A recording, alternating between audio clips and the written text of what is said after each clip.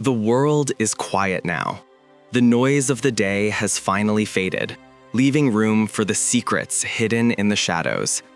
Get comfortable and let your mind travel back. Imagine a whisper, a faint, almost imperceptible tremor that starts high in the Andes Mountains, an ancient breath drawn from a sacred leaf. For millennia, this whisper was a secret, a controlled power held close by indigenous cultures. Then it escaped.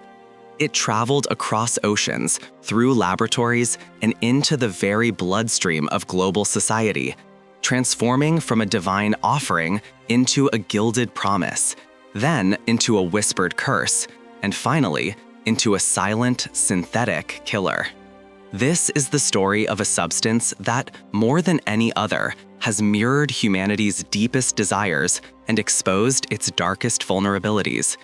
It's a tale of empires built and shattered, of fortunes amassed and lives incinerated, of scientific breakthrough and catastrophic moral failure.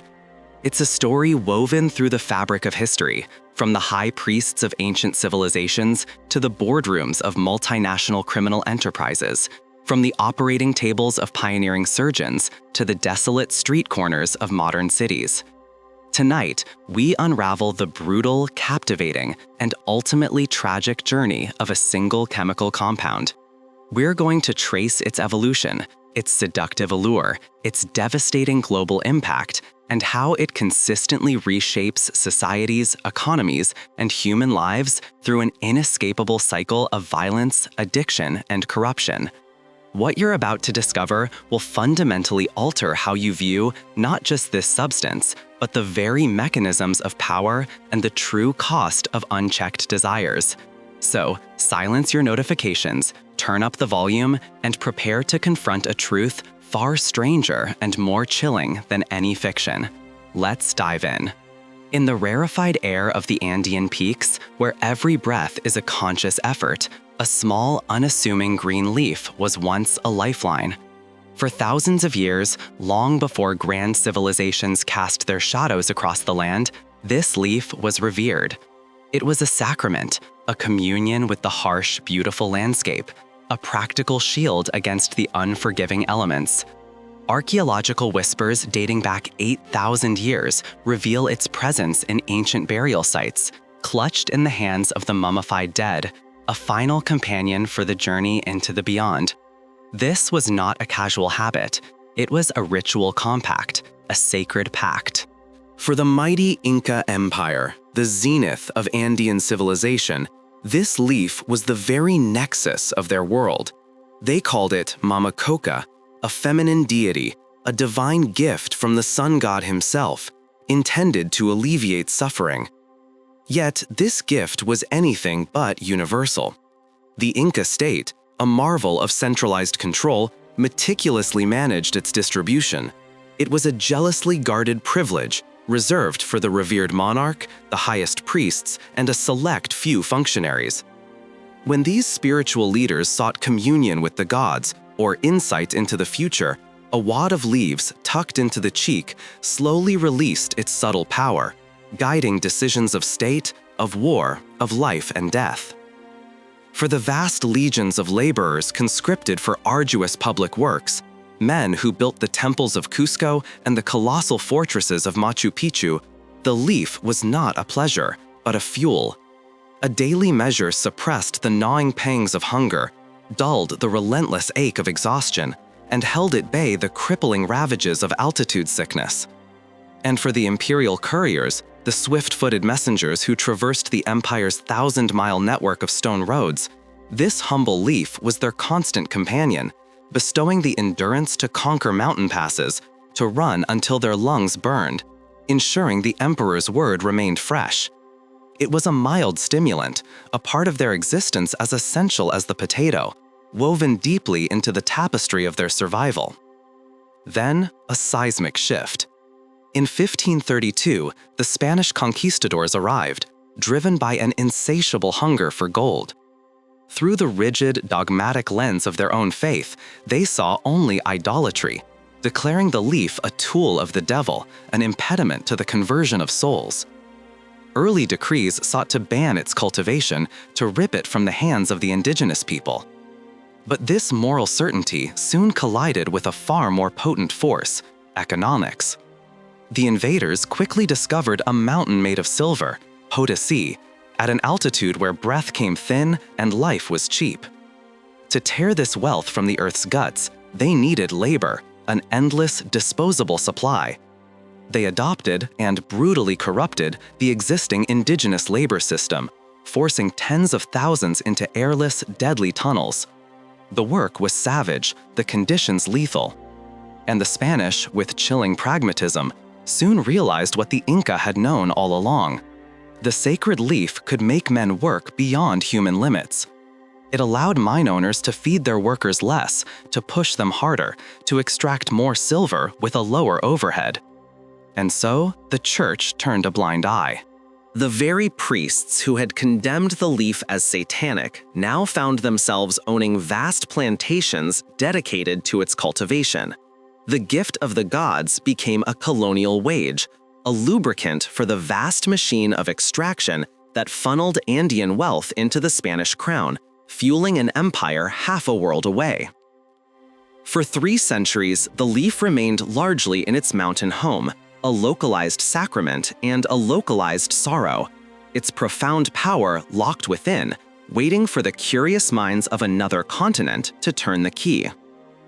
That key was turned not in a temple, but in a laboratory, as the 19th century dawned, swept up in a fever of scientific discovery. European chemists, obsessed with isolating the potent alkaloids from plants, had already unlocked morphine from opium poppies, quinine from cinchona bark. The unassuming Andean leaf, arriving in Europe in dried bales, became a natural target for this scientific curiosity.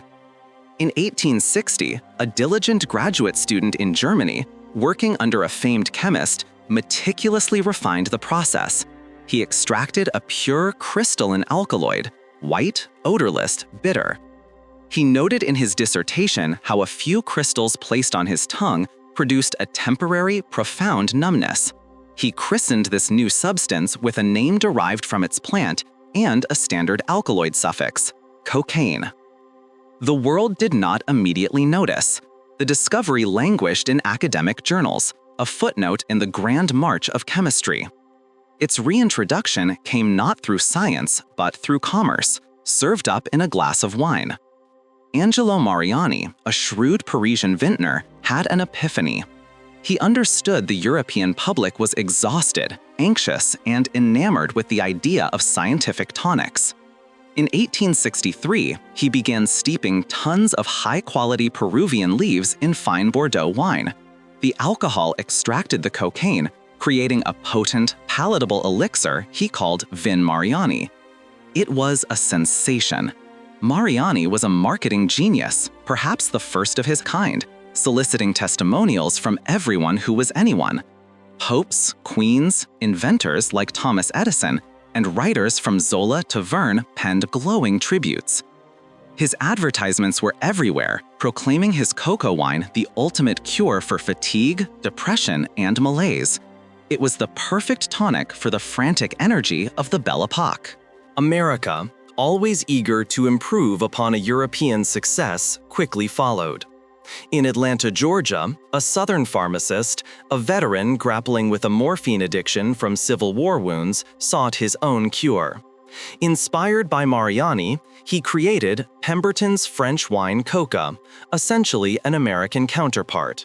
But in 1886, a local prohibition law forced a reformulation. Undeterred, the pharmacist replaced the wine with a sugary syrup and carbonated water, added an extract from the caffeine-rich cola nut, and kept the stimulating leaf extract. He called his new temperance-friendly creation Coca-Cola. Each glass, sold as a cure for headaches and nervousness, contained a not insignificant dose of cocaine, a central selling point the company now understandably downplays. The elixir of life was born. While entrepreneurs were getting the public high, the medical establishment was catching up, thanks in large part to a young, ambitious Viennese neurologist, a man named Sigmund Freud.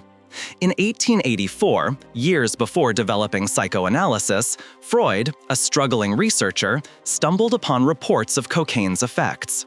He began experimenting on himself, experiencing euphoria.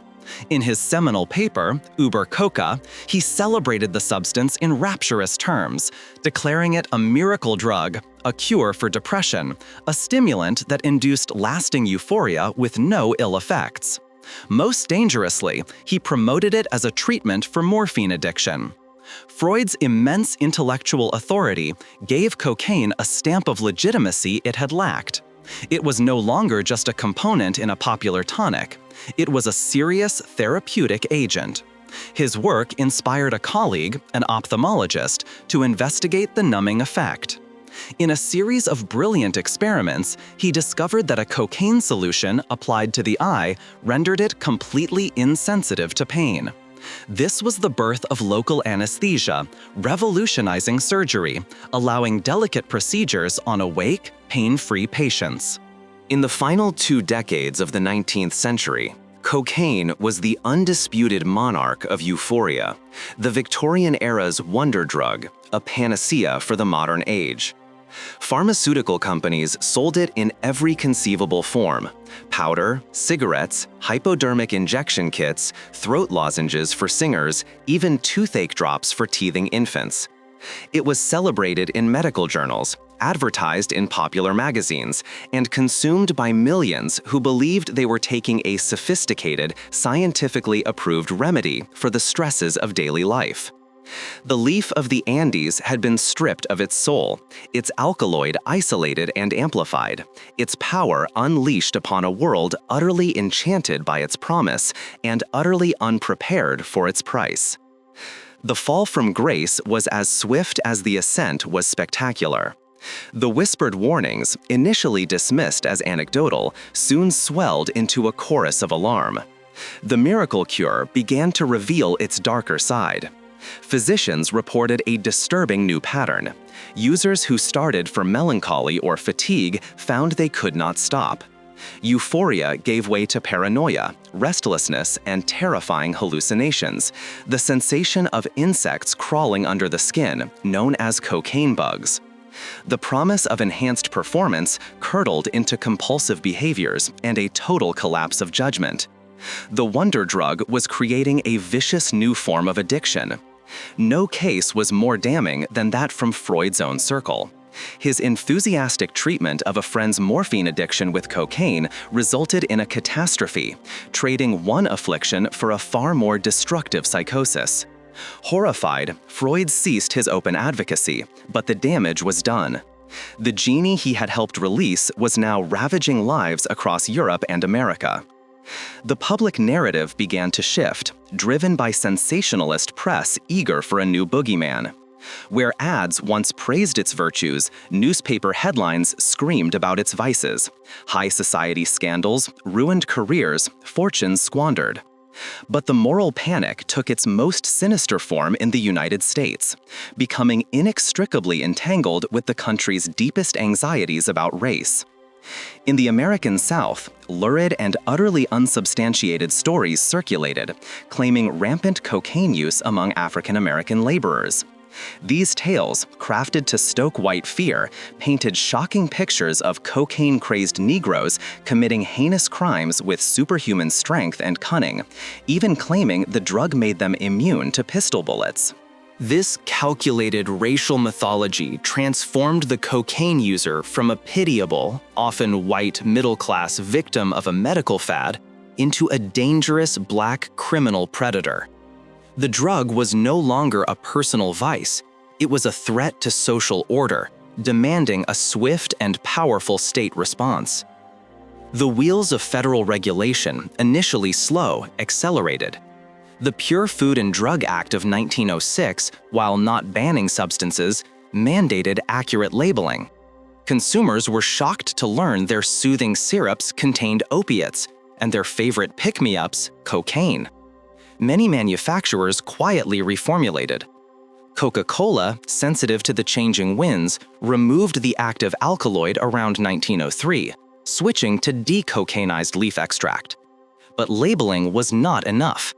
The growing chorus of reformers, temperance advocates, and racial fearmongers demanded total prohibition. The final push came on the diplomatic stage. The US, seeking moral authority to lead international anti-drug conventions to curb China's opium epidemic, first had to get its own house in order. The result was the Harrison Narcotics Tax Act of 1914. Ostensibly a tax law to sidestep constitutional challenges, its enforcement transformed society. Treasury Department agents ruled that prescribing narcotics to maintain an addiction was not legitimate medical practice. Doctors were harassed, arrested, and jailed. The medical profession, intimidated, quickly backed away from treating addiction. The legal supply of cocaine vanished. The user, once a patient or consumer, was now legally redefined as a criminal. The act did not stop use, it merely drove it underground, closing the pharmacy door and opening a new, darker one, to the back alley, the illicit dealer, and the vast, violent black market. The era of medical miracle was over. Its reign as public enemy and fuel for a century of crime was just beginning. With the stroke of a pen, the crystalline powder was banished from sunlit pharmacy counters and cheerful soda fountains. Of course, it didn't vanish. Prohibition rarely eradicates desire. It merely raises the price and curates the guest list. Cocaine, stripped of its medical legitimacy, underwent a remarkable transformation. It became a secret, and secrets, especially extensive ones, are the most coveted of status symbols. The powder became the clandestine handshake of a new elite, a glittering communion for those who lived ahead of the curve, or simply above the law. In the roaring 20s, an age drunk on bathtub gin and giddy with rebellion, cocaine was the perfect accessory. It was the ghost in the machine of the Jazz Age. In the hazy, blue smoke-filled speakeasies of New York and Chicago, where the frantic energy of the Charleston rattled the floorboards, a small, discreet vial was a sign that you were truly part of the inner circle. It was fast, modern, outrageously illegal, everything the era celebrated. For the flapper, with her bob hair and newfound freedoms, it was a way to dance until dawn. For the Wall Street speculator, flushed with cash, it was a way to feel as invincible as his portfolio. This secret society of indulgence had its Western chapter, of course, in a sun-drenched town busy manufacturing the nation's dreams, Hollywood. In the flickering, silent world of early cinema, pressures were immense. The studios demanded superhuman hours, relentless energy, and constant dazzling performance. In this crucible of fame, the little white powder found a very welcome home. They called it girl or nose candy, a whimsical nickname for a demanding chemical mistress. It was the pick-me-up before a long night of shooting, the social lubricant at debauched parties, the silent partner in many a star's meteoric rise and tragic fall. The death of a heartthrob in 1923 ripped the curtain back just enough for the public to glimpse the rot beneath the glamour. Terrifying studio heads, not for the human cost, but for the threat to the box office. The industry scrambled to police itself, but all it really did was force the secrets deeper underground, making them even more tantalizing for those who could afford them. The powder wasn't just for hedonists. It also found a place among thinkers, writers, and artists. In the bohemian enclaves of Gremidec Village and the smoky cafes of post-war Paris, it was presented not as a party favor, but a key to unlock perception, to shatter the mundane, to fuel the engine of creativity through the lonely early hours. For the surrealist painter, it might offer a fleeting, jagged vision. For the novelist wrestling with the great American novel, it was a way to keep the words flowing, to push past the wall of exhaustion and doubt. It was seen as a tool, a cerebral stimulant that could sharpen the mind and peel back the layers of reality. This, of course, was a beautiful and dangerous illusion. The creativity it seemed to inspire was often just frantic, scattered energy. The profound insights, merely the circular, self-referential ramblings of a brain chemistry gone haywire. But the myth was powerful, wrapping the drug in a cloak of intellectual seriousness, making it a sacrament for the avant-garde. And who supplied this clandestine world? The criminal underworld. The same shrewd, unsentimental businessmen who ran bootlegging empires saw a perfect opportunity for product diversification. Figures like the New York kingpin who allegedly fixed the 1919 World Series understood the simple economics of vice. Cocaine was a luxury good, low volume, high margin, and portable. It didn't require fleets of trucks or cavernous warehouses like illegal liquor. A few well-placed smugglers, a network of discreet dealers, and you could service the wealthiest, most influential corners of society. The supply lines were still rudimentary, often relying on legitimate pharmaceutical supplies diverted from Europe or small opportunistic shipments from South America. But the foundation was being laid. The demand was established. Cocaine had found its new identity, a forbidden luxury, a powder that separated the daring, the decadent, and the damned from the ordinary world. It was a promise of energy, brilliance, and belonging.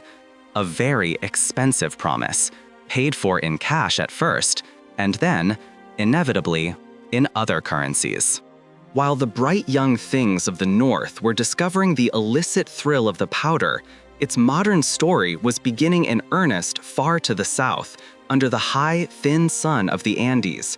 For centuries, the indigenous people of Peru and Bolivia maintained a relationship with the leaf that was anything but decadent. It was a matter of survival. They chewed the leaves for energy to work at punishing altitudes, to stave off hunger, and for ritual and medicinal purposes. It was a mild stimulant, a part of the landscape as common and essential as the potato. The transformation of this sacred leaf into a global commodity is a story of chemistry, ambition, and geography. It begins not with cartels, but with quiet, entrepreneurial chemists and smugglers who saw an opportunity to connect the ancient agricultural bounty of the Andes with the growing nervous appetite of the world. In the mid-20th century, the first true pioneers of the international cocaine trade began to emerge. They were not at first the flamboyant narcos of later legend. They were often sharp, calculating businessmen operating in the shadows. For a time, the hub of this nascent industry was not Colombia, but Chile. In cities like Valparaiso and Santiago, smugglers who had cut their teeth in other rackets saw the potential. One key figure was a Chilean woman known as the Godmother, a restaurateur who used her business as a front to build one of the first major trafficking networks in the 1960s. Her organization was sophisticated for its time. They didn't just move the product, they controlled the production. The process they developed became the blueprint for the entire industry, a grim alchemy, turning a green leaf into a white powder. First, the leaves, harvested by impoverished farmers in remote valleys, were taken to crude, hidden pits in the jungle. There, they were soaked in gasoline or kerosene and mashed into a pulp, often by men stomping on them with bare feet. This slurry was then mixed with acid and other chemicals to extract the raw alkaloids, creating a gritty, off-white substance known as coca paste. This paste was the crucial intermediate product, far more compact and potent than raw leaf, making it easier to smuggle. The paste would be flown in small, rickety planes from the jungles of Bolivia and Peru into the deserts of northern Chile. There, in clandestine laboratories, often little more than shacks or hidden basements, the final, delicate stage of refinement took place. Chemists, some professionally trained, used a volatile cocktail of chemicals like ether and acetone to purify the paste, washing away impurities until only the pure, glittering crystals of cocaine hydrochloride remained. It was a dangerous, foul-smelling process. One mistake, one stray spark, and the entire lab could go up in a ball of fire. But the profits were astronomical. A kilo of paste bought for a few $100s in the Bolivian jungle could be transformed into a kilogram of pure cocaine worth thousands in Santiago and tens of thousands in the United States or Europe. The early Chilean traffickers established the routes, flying the finished product to staging points in Central America and the Caribbean, or using human couriers to carry small amounts on commercial flights. They were building the very first iteration of a multinational supply chain based on a single powerful product. Then history intervened. In 1973, a military coup in Chile led to a brutal crackdown. The new regime had little tolerance for independent criminal enterprises. Many established traffickers were arrested, executed, or forced to flee. The Chilean connection was severed, but the demand for cocaine in the United States and Europe hadn't gone anywhere. In fact, it was growing exponentially. A vacuum had been created, and nature, especially the nature of black markets, abhors a vacuum. The business of refining coca paste and exporting the finished product needed a new home, and it found one just up the coast, in a country with a long history of smuggling, a weak central government, and a class of ambitious, utterly ruthless young men hungry for wealth and power: Colombia. The entire center of gravity of the cocaine trade shifted north, and in doing so, it set the stage for an explosion of violence and wealth the world had never seen. The quiet, business-like smuggling of the Chilean era was about to be replaced by something far more monstrous. The machine was about to be built. The men who built this machine were not from the traditional Colombian elite. They were from the rough, striving middle classes of cities like Medellín, men who had grown up with a chip on their shoulder, watching old money families run the country from their exclusive clubs and haciendas. They saw cocaine not as a social vice, but as a historic opportunity, a vehicle for their own violent form of upward mobility. And at the center of this new class of narco-entrepreneurs was one man whose name would become synonymous with the drug itself: the ruthless Medellín chieftain. He was not a genius chemist or a master logistician, not at first. His genius lay in his vision and his terrifying lack of restraint. He began his career in Medellín's grimy underworld, stealing cars, smuggling cigarettes, running kidnapping for ransom schemes. He was pragmatic, brutal, and possessed an innate understanding of the two levers that move the world: fear and desire. When the cocaine trade began to migrate from Chile, he didn't just see a chance to participate, he saw a chance to dominate. He understood that the real money wasn't in just moving a few kilos, it was in controlling the entire chain of production, from the leaf to the street. It was in industrializing the process. He and his associates formed what became known as the Medellín Cartel. It was less a rigid hierarchical organization and more a loose, powerful consortium of traffickers who cooperated to maximize profits and protect their business. There were the brothers from a family of horse breeders who brought a touch of old-world business sense to the enterprise. There was an eccentric and volatile German Colombian whose great contribution was logistical. He bought a small island in the Bahamas and transformed it into the ultimate smuggling depot, complete with a runway, radar system, and refrigerated warehouses. From this private fiefdom, just a short flight from the Florida coast, the cartel could fly planeload after planeload of cocaine directly into the insatiable American market. What this chieftain and his partners did was apply the principles of industrial capitalism to a criminal enterprise. They vertically integrated. They financed cultivation in Peru and Bolivia, ensuring a steady supply of raw material. They built vast, sprawling laboratory complexes deep in the Colombian jungle, known as super labs. These weren't sheds, they were small cities with airplane hangars, dormitories for hundreds of workers, kitchens, power generators, and sophisticated chemical processing equipment. At complexes like Tranquilandia, they could produce 10 to 20 tons of pure cocaine every single week. Tons. The scale was almost impossible to comprehend. They were no longer just smugglers, they were manufacturers, producing a product for a global market on an assembly line of breathtaking efficiency. The logistics of moving the product were equally audacious.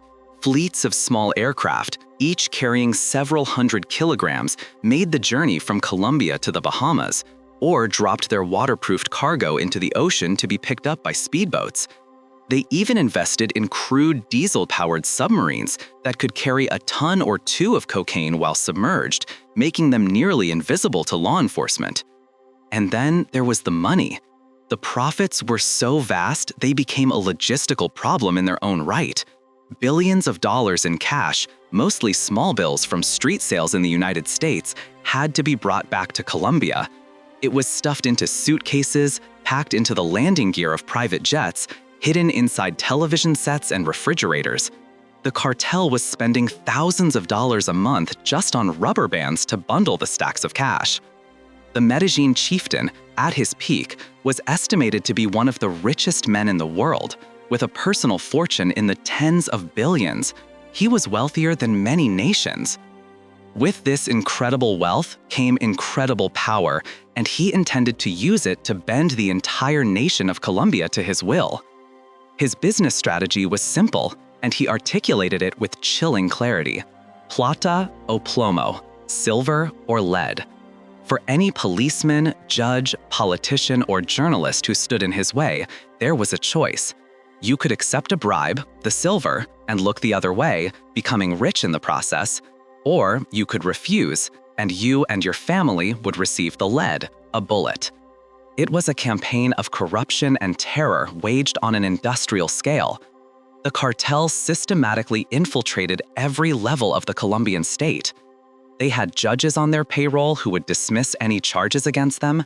They had police commanders who would provide security for their shipments. They had politicians who would block any legislation that threatened their interests, most notably the extradition treaty with the United States, which the traffickers feared more than a Colombian prison. The chieftain himself, in a move of breathtaking arrogance, had himself elected as an alternate to the Colombian Congress in 1982, seeking the legitimacy and legal immunity that came with the office. But when charisma and cash were not enough, the cartel unleashed the lead, and they did so with a ferocity that plunged Colombia into a state of civil war. They assassinated a minister of justice, a charismatic presidential candidate, even detonated a bomb on a commercial airliner in an attempt to kill another political rival, murdering all 107 people on board. This was not mere crime, this was narco-terrorism. These were not the actions of a mere gang, they were the actions of a parallel state, a corporate entity with its own army and its own foreign policy, waging a war against a sovereign nation. The Medellín cartel, under the leadership of its chieftain, had taken the simple leaf and transformed it into a weapon of mass destabilization. They had built a machine that produced not just a drug, but an empire of corruption, addiction, and fear, funded by an endless river of white powder flowing north. An empire that held an entire country hostage, forcing its people to choose every single day between silver and lead. While the world's cameras and headlines were transfixed by the volcanic, almost theatrical violence of Medellín, a very different kind of organization was quietly consolidating its power a few hundred kilometers to the south, in the sun-drenched city of Cali. If the Medellín chieftain was a narco-warlord, a figure of chaotic public brutality, his rivals in Cali were something more modern and in many ways far more insidious. They were the board of directors of a multinational corporation whose primary product happened to be cocaine. They called themselves Los Caballeros de Cali, the gentlemen of Cali, and they cultivated this image with meticulous care. Theirs was not the path of the car bomb and the public assassination. Theirs was the path of the quiet bribe, the leveraged politician, the compromised judge. They understood a fundamental truth that the Medellín chieftain in his egomania often forgot. True power is not the ability to blow up a building, but the ability to ensure no one is ever prosecuted for it. The Cali cartel was a syndicate, a partnership of 4 key figures, each with a distinct role. At the top were 2 brothers, one known as the chess player, the strategist, the visionary, the public face of their legitimate businesses, a man who moved comfortably in the highest circles of Colombian society as a respected banker and philanthropist. His brother was the nuts and bolts of the operation, the CEO who managed the day-to-day logistics of a global trafficking empire. More private, more ruthless, the iron hand inside his brother's velvet glove. Together, they had built a business empire that began innocently enough with a chain of pharmacies, expanding into banking, real estate, and even owning the city's beloved football team. These were not just fronts, they were highly profitable, legitimate enterprises that gave the brothers immense social and political capital and, just as importantly, provided the perfect infrastructure for laundering the billions of dollars that would soon come pouring in. The other two partners were specialists. One, the logistics and distribution genius who oversaw the complex transportation networks and managed the vast, intricate distribution cells within the United States, particularly in New York City. The fourth man was the cartel's ambassador, its pioneer. It was he who, in the late 1970s and early 80s, had personally gone to New York to build the foundations of their American operation. He wasn't a gangster kicking down doors. He was a businessman, opening accounts, renting warehouses, and forging alliances. He understood the American market better than anyone. The Cali model was built on information and infiltration. They invested more in technology and human intelligence than they did in foot soldiers. Their counterintelligence capabilities were legendary, rivaling those of a national government. They systematically bribed employees of the Colombian phone company, allowing them to tap nearly every phone call in and out of Cali. They had police officers, military commanders, politicians, and journalists on their payroll. Their spies were everywhere. A lawyer considering taking on a case against them might receive a polite phone call, in which the caller detailed the route his children took to school that morning. No explicit threat was needed. The message was understood. This created a blanket of silence and complicity that made them seem untouchable. They operated not above the law like Medellín, but from within it, twisting its arms until it served their purposes. Their logistical innovations were just as sophisticated. While Medellín still relied on stuffing suitcases or using small planes, Cali thought on an industrial scale. They understood that the best way to hide a tree is in a forest. Cocaine was dissolved in chemicals and mixed with legitimate shipments. It was hidden inside hollowed-out lumber, mixed into shipments of coffee beans, or secreted within concrete fence posts that were shipped by the container load to construction companies they owned in the United States.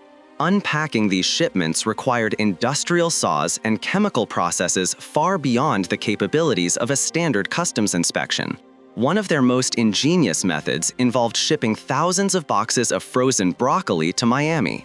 Hidden among the legitimate produce were boxes where the broccoli had been replaced with meticulously crafted, green-tinted facsimiles made of pure cocaine. To a curious agent, it was just another pallet of frozen vegetables in a refrigerated warehouse filled with thousands just like it. They professionalized money laundering to an art form. Their financial network spanned the globe, using a complex web of shell corporations, offshore banks in Panama and the Caribbean, and legitimate businesses to wash their profits until they were indistinguishable from clean money. They hired the best lawyers and accountants to navigate and exploit international financial regulations. At their zenith in the early 1990s, after the Medellín chieftain's death, the Cali cartel was estimated by the DEA to be responsible for 80% of the world's cocaine supply. They were a quiet, efficient, vertically integrated monopoly, a shadow government whose influence stretched from the fields of the Andes to the highest corridors of power in Bogotá, and whose product was being delivered with corporate precision to a market that was clamoring for it. And where was all of this meticulously packaged, industrially shipped, and expertly laundered powder going? It was flowing north in a vast white river to a nation ready to receive it with open arms and open wallets. America, in the late 1970s and 1980s, was a country in the midst of a profound cultural shift. The hangover of Vietnam and the cynicism of Watergate were giving way to a new, unapologetic era of ambition, consumerism, and self-gratification. It was the age of greed is good, of Wall Street titans and Hollywood blockbusters. It was an era that worshipped speed, success, and status. And cocaine, as if designed in a laboratory for this very moment, became its perfect fuel. Unlike the drugs of the 1960s counterculture, marijuana and LSD, associated with dropping out and expanding consciousness, cocaine was the drug of the aspirational. It was for winners. It didn't make you mellow, it made you sharp. It didn't make you contemplative, it made you confident. It promised to make you wittier, more energetic, more creative, more powerful. It was the ultimate accessory for the yuppie, the young urban professional climbing the corporate ladder. It was a line of pure white confidence, chopped and snorted in the bathroom stall before a major presentation, a dab on the gums before a high-stakes negotiation. On the frantic trading floors of Wall Street, it was the engine that allowed brokers to endure 20-hour days, to scream into phones, to process dizzying amounts of information, and to celebrate massive profits with an equally massive binge. In the exclusive backrooms of Hollywood studios, multi-million-dollar deals were sealed over glass tablet tops dusted with white powder. It was the muse for screenwriters, the rocket fuel for rock stars, the secret indulgence of actors and actresses whose perfect smiles graced the covers of magazines. The drug shed its back alley stigma and stepped into the Klieg lights. Nowhere was this transformation more apparent than at Studio 54, the legendary New York nightclub that served as the epicenter of 1970s disco-era hedonism. Behind its velvet ropes, a curated world of celebrity, fashion, art, and finance collided in a nightly spectacle of excess. And at the center of it all was cocaine. It was passed around on silver trays like hors d'oeuvres.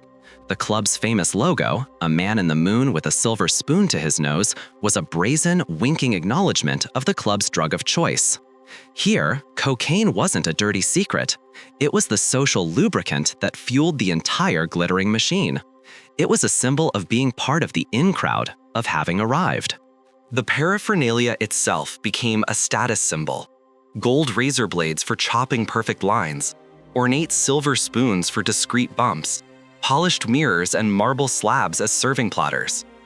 The rituals of consumption were fetishized, a performance of sophisticated indulgence. Popular culture reflected and amplified this glamour.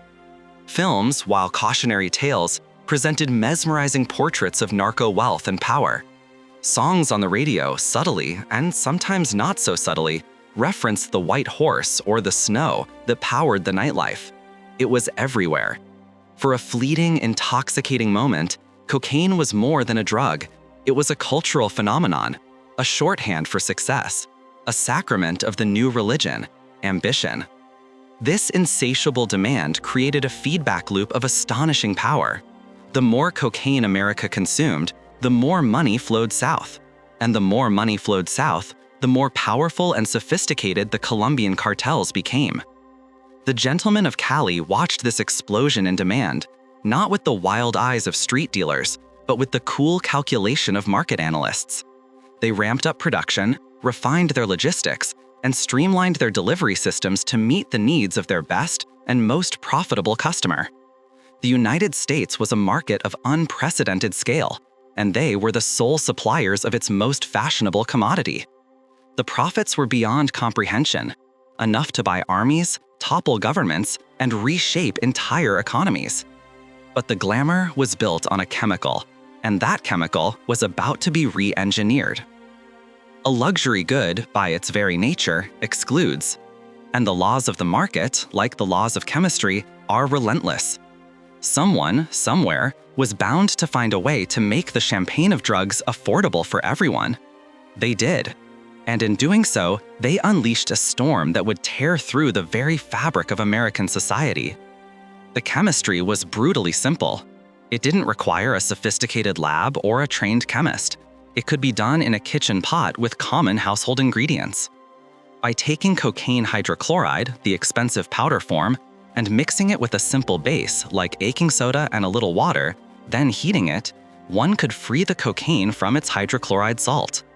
As the mixture cooled, the psychoactive cocaine base would precipitate out, hardening into small crystalline pellets or rocks.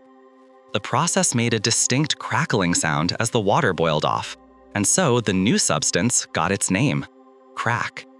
This simple chemical transformation changed everything. First, it changed the route of administration. Unlike powder, which was snorted, crack was smoked.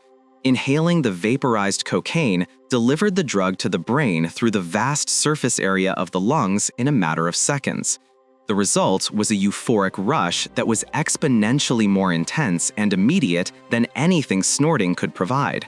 It was a full-body explosion of pleasure, a tidal wave of dopamine that users described as the most profound high they had ever experienced. But this incredible peak was tragically fleeting. The intense euphoria lasted for perhaps 5 to 10 minutes and was immediately followed by an equally intense crash, a plunge into dysphoria, anxiety, and a desperate, all-consuming craving to experience that high again. This rapid cycle of extreme high and crushing low created an addiction of unprecedented speed and ferocity. People who had only dabbled with powdered cocaine found themselves hopelessly hooked on crack after just a few uses. The second, and perhaps most significant change, was economic. In the mid-1980s, a gram of powdered cocaine might sell on the street for $100. For many people, especially in impoverished communities, this was a prohibitive price, a luxury they could never afford. Crack cocaine shattered that economic barrier. That same gram of powder could be cooked into numerous rocks, and a single rock could be sold for as little as $2, $3, or $5. This was the key. It was a stroke of perverse marketing genius. The drug was now democratized, its price point accessible to virtually anyone. It opened up a vast, untapped market in America's inner cities, communities already hollowed out by decades of deindustrialization, white flight, and systemic neglect. The storm hit these neighborhoods with the force of a hurricane. In cities like New York, Los Angeles, Detroit, and Washington, D.C., the arrival of cheap, smokable cocaine created a new and terrifying economy. Street corners that had been home to local businesses or kids playing stickball were transformed overnight into open-air drug markets operating 24 hours a day.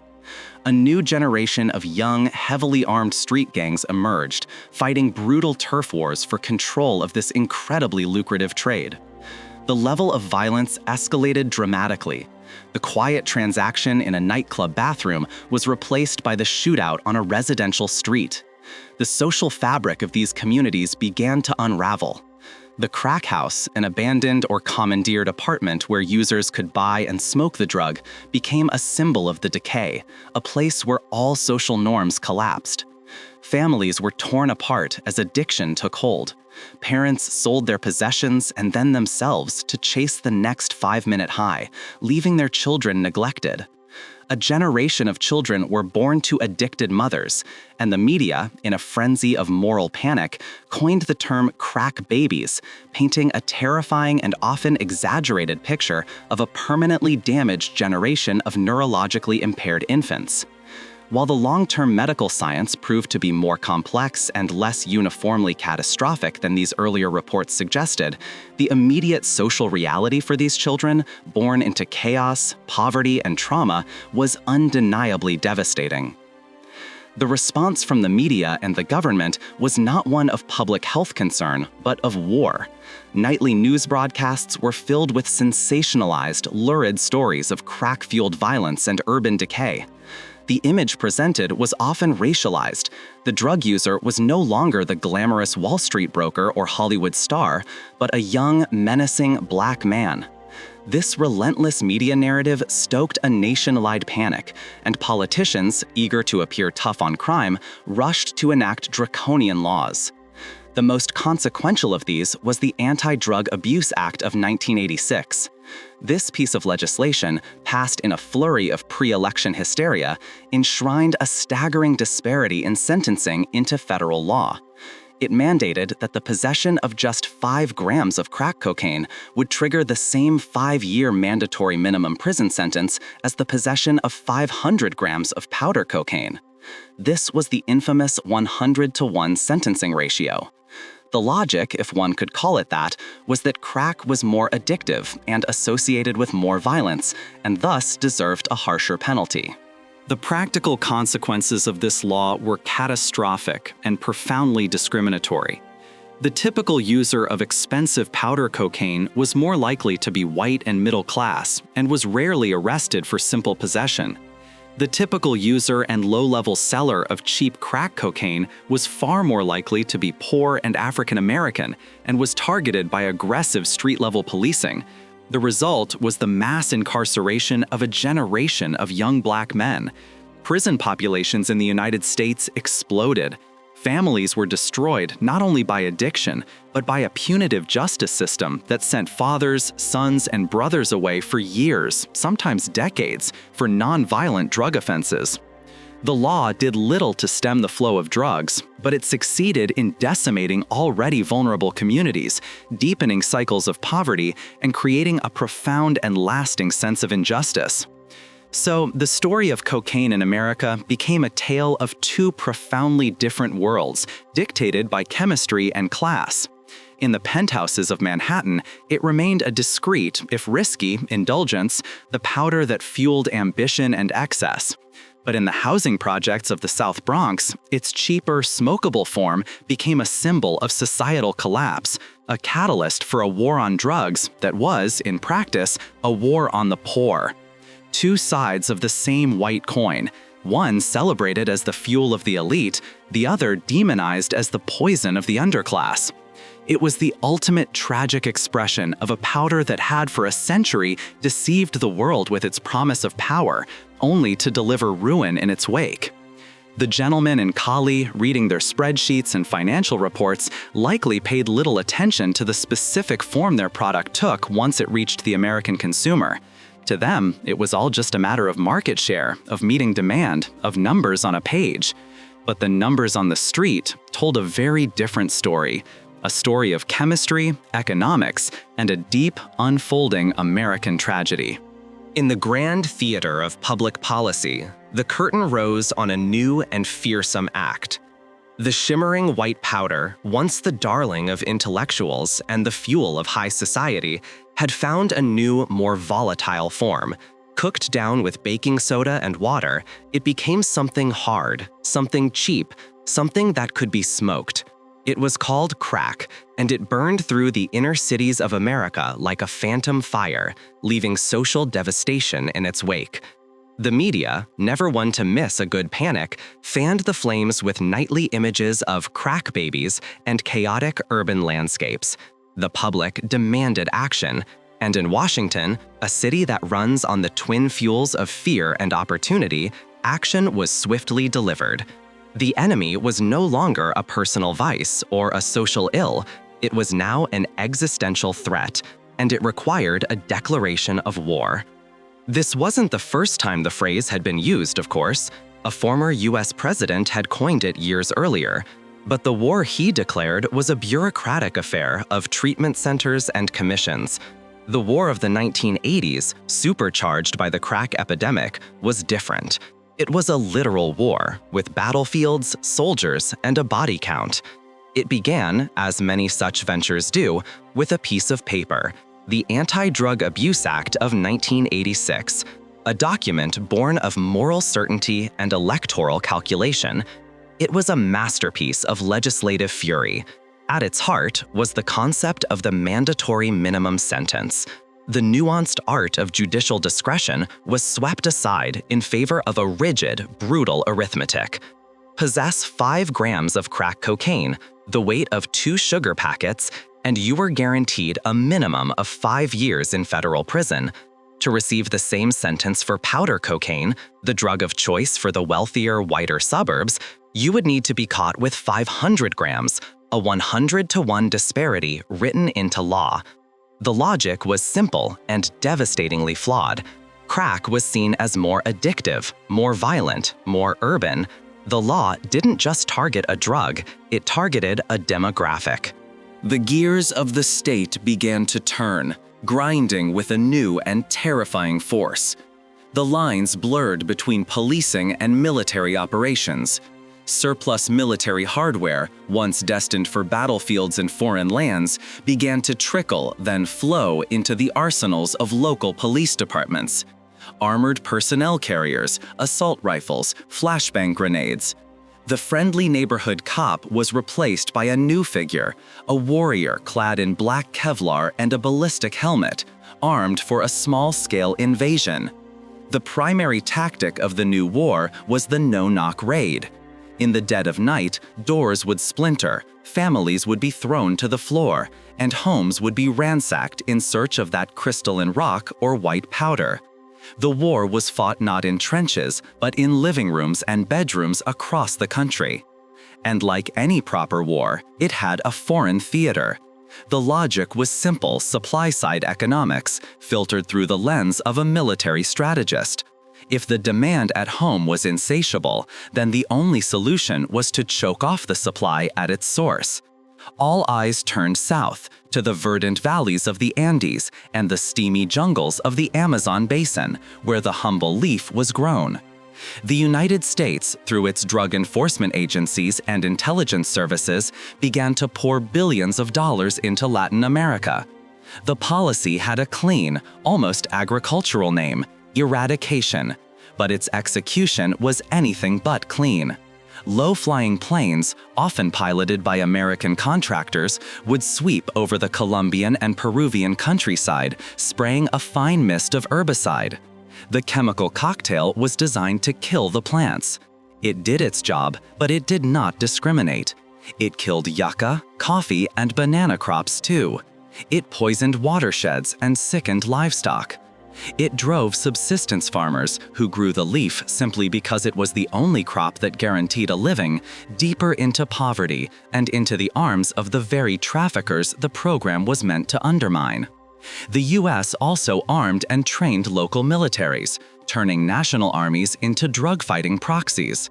They built radar stations, supplied Black Hawk helicopters, and shared intelligence to hunt down the so-called kingpins.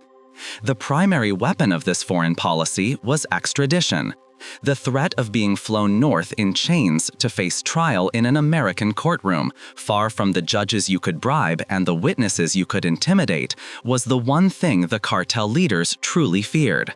The Medellín chieftain, the king, famously said he would rather have a tomb in Colombia than a jail cell in the United States. He fought a bloody, terroristic war against his own government to prevent it. He and his rivals in Cali were the primary targets. They were the faces of the enemy, plastered on television screens, their immense wealth and casual brutality the perfect villains for this global drama. And slowly, painstakingly, the strategy seemed to work. Through a combination of relentless pursuit, internal betrayals, and bloody shootouts, the great Colombian cartels of the late 20th century were dismantled. The Medellín chieftain was gunned down on a rooftop in 1993. The leaders of the Cali cartel were arrested or surrendered a few years later. From the Situation Room in the White House to the field offices in Bogotá, there was a palpable sense of victory. The heads of the serpent had been severed, but no one seemed to ask what would happen to the serpent's body. No one seemed to notice that while they had been fighting one war, they had inadvertently created the perfect conditions for another, more formidable monster to rise from the dust. The old system had a certain brutal clarity. The Colombians, the cartels of Medellín and Cali, were the producers and the wholesalers.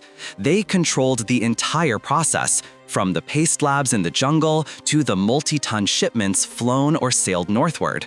But they had an Achilles heel, the final, most dangerous leg of the journey, the thousands of miles of the US-Mexico border.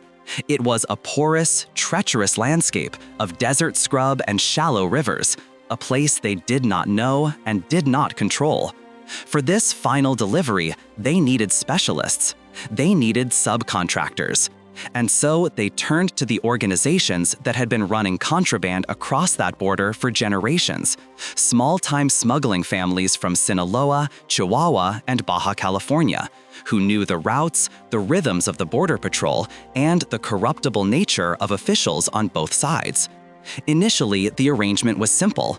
The Mexicans were paid a flat fee for their services, a few $1,000s in cash for every kilogram of cocaine they successfully moved into the United States.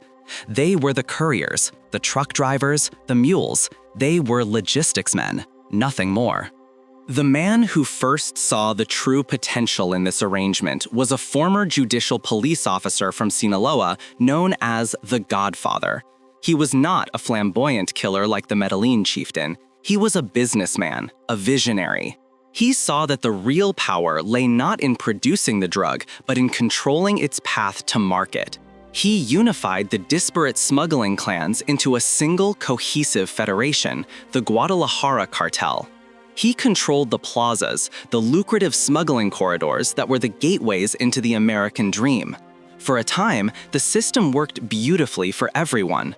The Colombians had a reliable delivery network, and the Godfather's organization grew wealthy on transport fees. But then, the pressure of the war on drugs began to change the equation. As the US and Colombian governments relentlessly hunted the Colombian leaders, their operations became fractured. Their cash flow was disrupted. They became desperate, and in their desperation, they gave the Godfather and his associates an opening. The Mexicans began to change the terms of the deal. They no longer wanted cash. Cash was bulky, difficult to launder. They wanted something far more valuable. They wanted a piece of the product. Instead of a fee, they began to demand payment in kind. They would take 35, then 40, then eventually 50% of every cocaine shipment they transported. It was a strategic masterstroke, a quiet revolution in the underworld.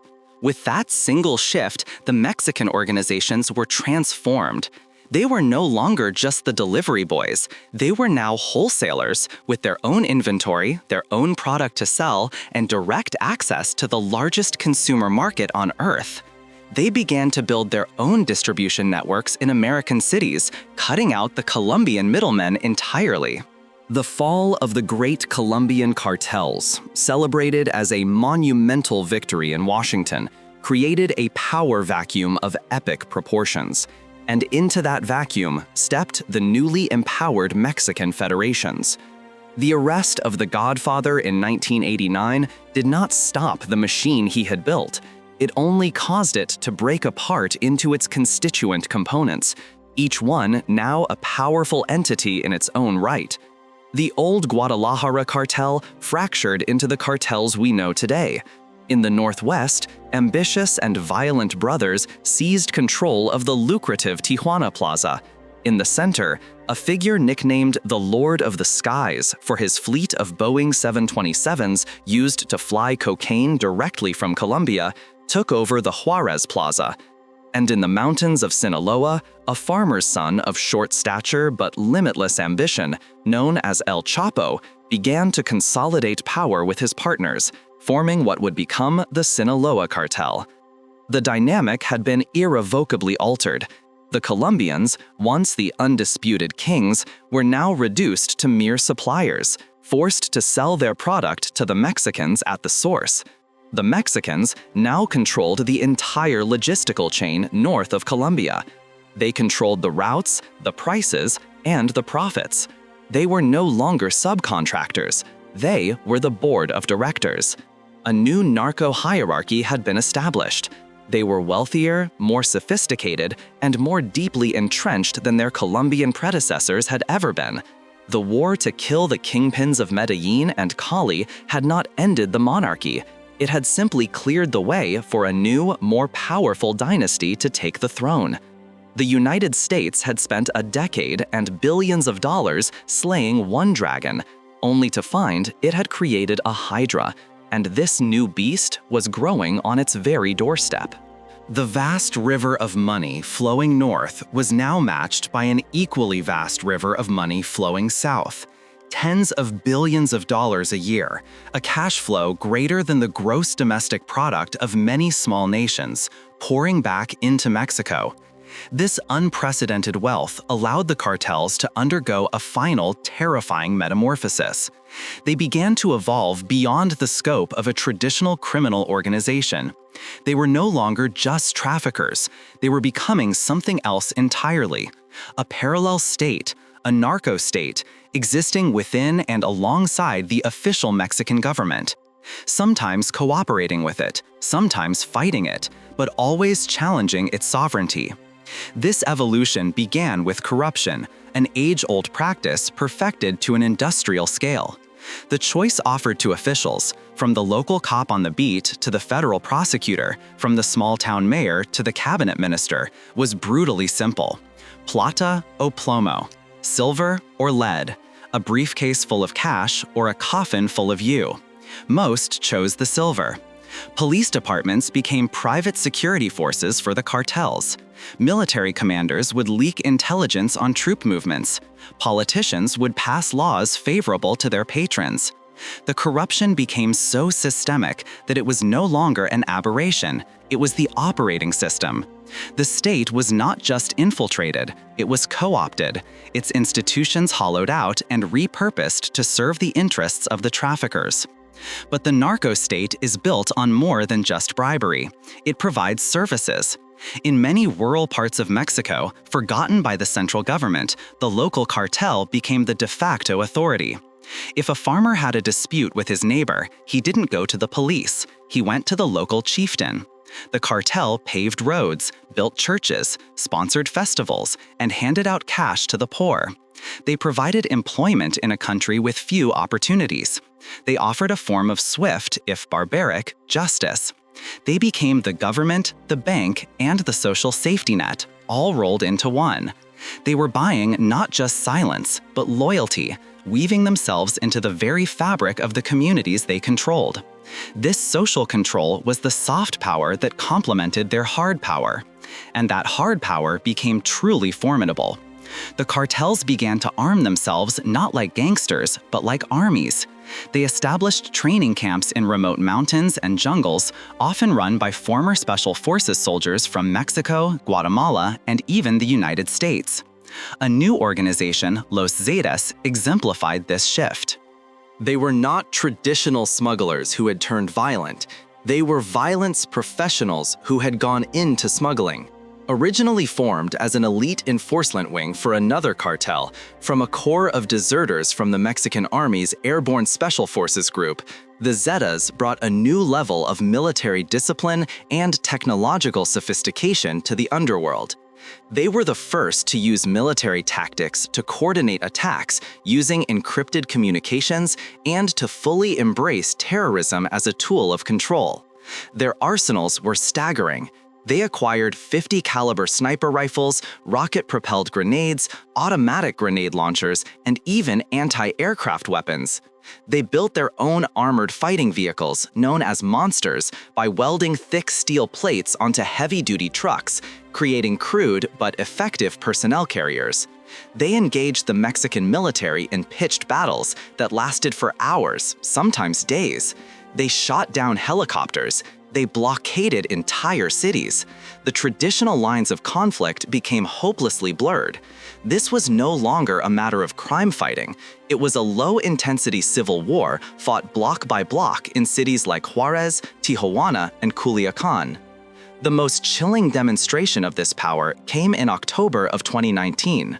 The Mexican military, with U.S. intelligence support, launched an operation in Culiacan, the heart of the Sinaloa cartel's territory, to capture one of El Chapo's sons. They succeeded, briefly. Within minutes, the city erupted. Hundreds of cartel gunmen, heavily armed and impeccably coordinated, poured into the streets. They set up burning blockades, attacked military bases, seized control of the city's airport, and took soldiers' families hostage.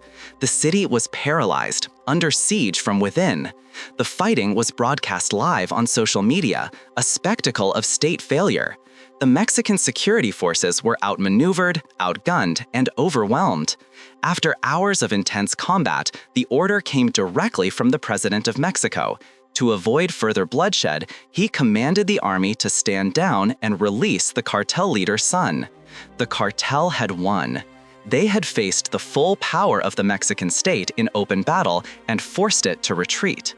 It was a moment of profound humiliation for the government and a terrifying clarification for the world.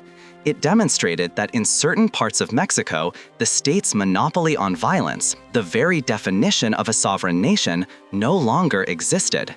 The narco-state was no longer a shadow government. In the streets of Culiacan, for one bloody afternoon, it was the only government there was. The powder had done more than corrupt a few officials.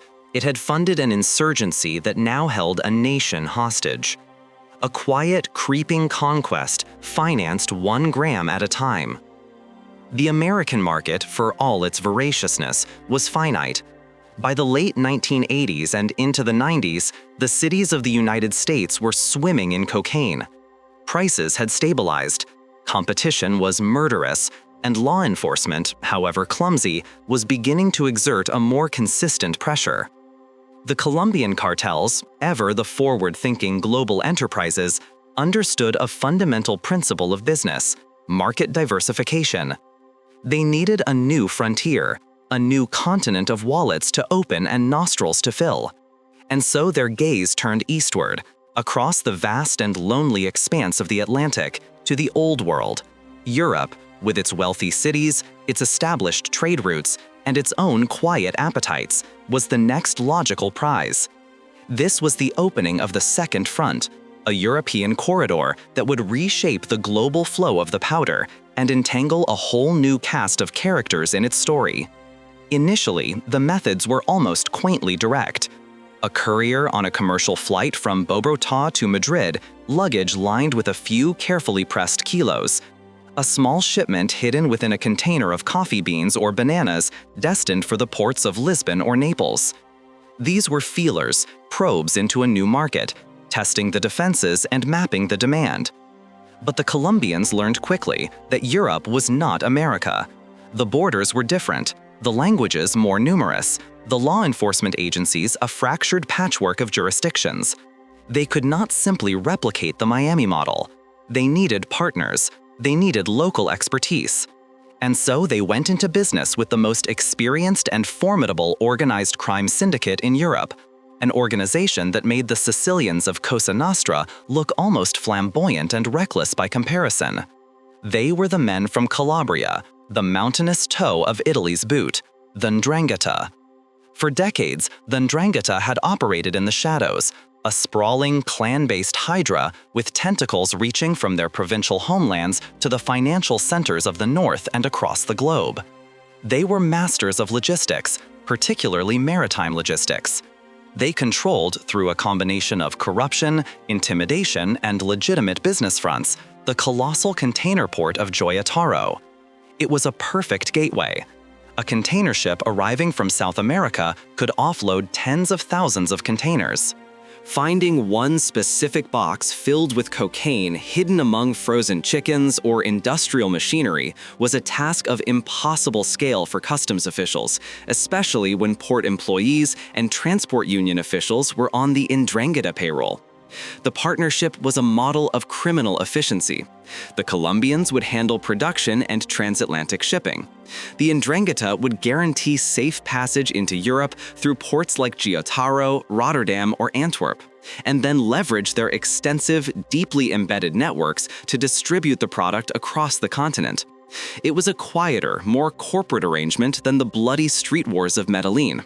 It was about shared risk and astronomical profit. The 'Ndrangheta proved to be impeccably reliable partners. They paid on time, they didn't ask too many questions, and they could move tonnage with the professionalism that the Colombians deeply respected. Soon, hundreds of kilos became tons. The European cocaine market exploded. From the banking halls of London and Zurich to the nightclubs of Ibiza and Berlin, the white powder became the ubiquitous fuel for the continent's fast lane.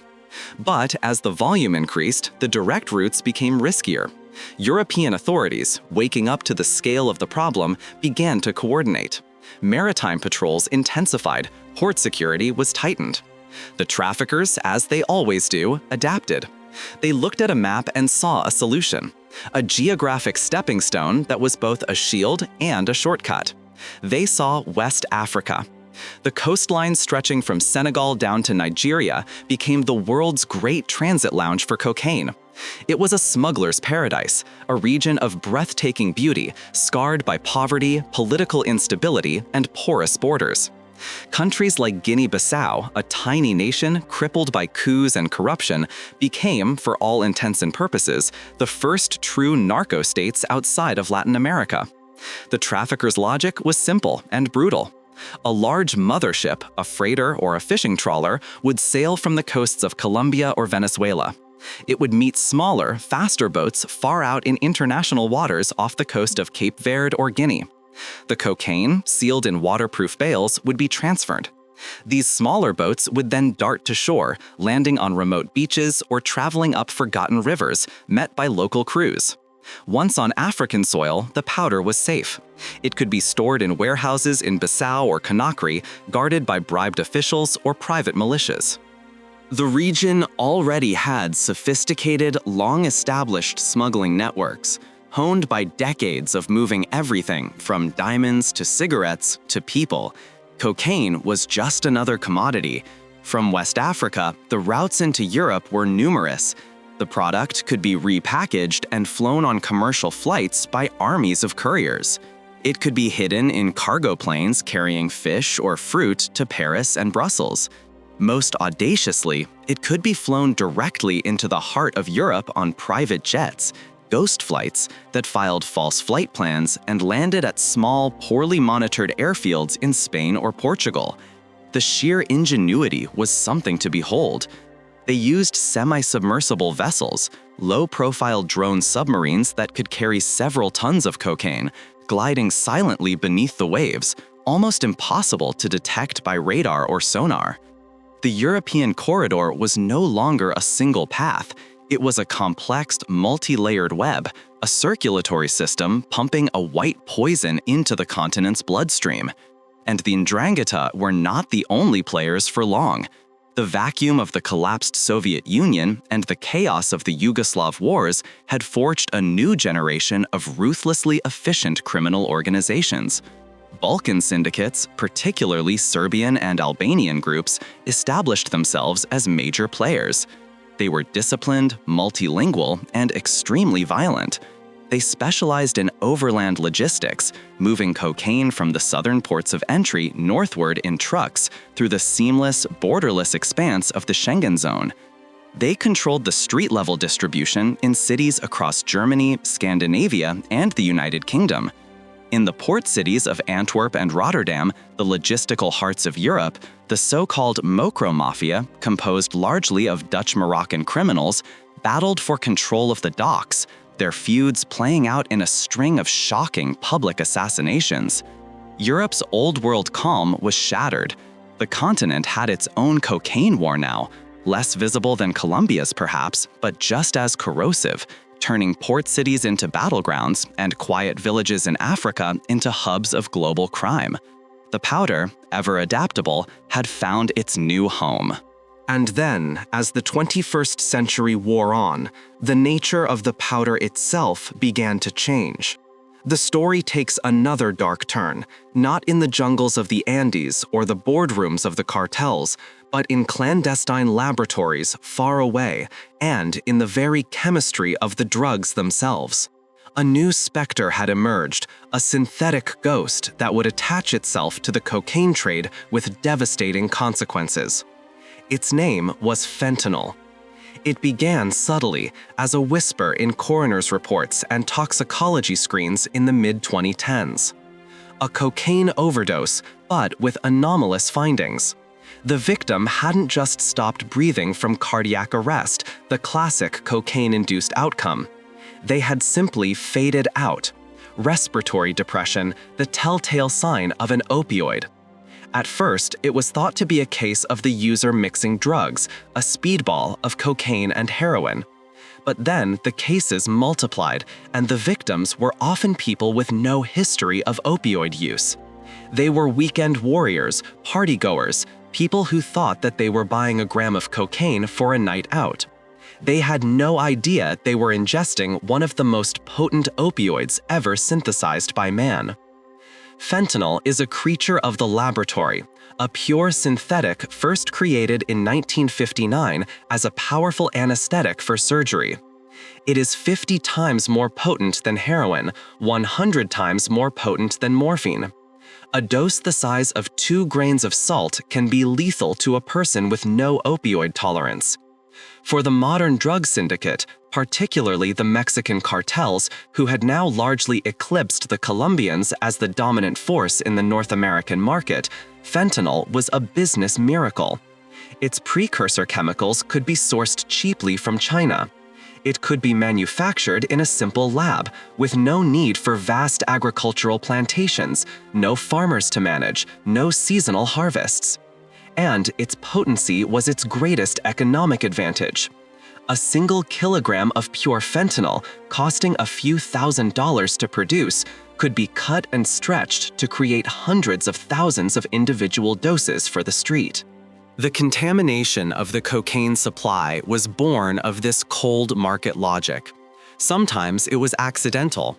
A dealer using the same scale or mixing surface for both fentanyl-laced heroin and cocaine. A tiny, invisible residue was all it took. But increasingly, it became deliberate. Cutting cocaine with a cheap, powerful, and intensely addictive synthetic opioid was a monstrously effective business strategy.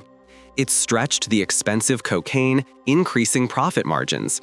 And for those who survived, it could create a new, powerful dependency, hooking a user on opioids without them even knowing it. The euphoric rush of cocaine would be followed by the heavy narcotic pull of fentanyl, a confusing and often terrifying combination. The user would then crave that specific feeling again, seeking out the same dealer, their brain chemistry now rewired by a substance they never intended to take. The public health consequences were catastrophic. The cocaine user base is fundamentally different from the heroin user base. Many are recreational users who associate their drug of choice with energy, confidence, and late nights. They have no concept of opioid overdose, no Narcan on hand, no understanding of the risk of respiratory arrest. The party drug had become a game of Russian roulette. A single line, a single bump at a bar or a concert could now be a death sentence. The third wave of the opioid crisis had officially begun, and it was a wave that washed over everyone. Overdose deaths in the United States, which had already been climbing due to prescription pills and heroin, skyrocketed into unheard-of territory. Over 100,000 Americans were dying a year, a number once unimaginable, and a significant and growing percentage of those deaths involved cocaine contaminated with fentanyl. This new reality changed everything. It transformed the risk calculus for millions of people. It turned every street-level dealer into a potential angel of death, whether they knew it or not. The cartels in Mexico were now the primary manufacturers of this poison, pressing it into counterfeit prescription pills and mixing it into heroin, methamphetamine, and, of course, cocaine. They flooded the United States with it, using the same sophisticated smuggling corridors they had perfected over decades. The powder that had once been seen as a symbol of glamour and success, the drug of Wall Street traders and Hollywood stars, was now inextricably linked to a synthetic killer that was decimating communities with the ruthless efficiency of a plague. The great deception of cocaine had entered its most lethal phase. The promise of a thrilling high was now shadowed by the immediate, random, and silent possibility of death. The user, seeking a moment of escape or exhilaration, was gambling with their life, unaware that the deck had been stacked against them in a laboratory thousands of miles away. The white powder was no longer just a drug. It was a potential poison delivery system, a Trojan horse carrying the deadliest synthetic opioid in history.